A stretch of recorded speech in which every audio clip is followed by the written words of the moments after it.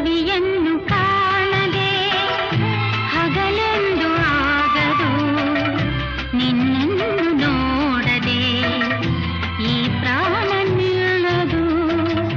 ಕಡಲನ್ನು ಸೇರದ ನದಿಯಲ್ಲಿ ಕಾಣುವೆ, ನಿನ್ನನ್ನು ಸೇರದೆ ನಾ ಹೇಗೆ ಬಾಳುವೆ.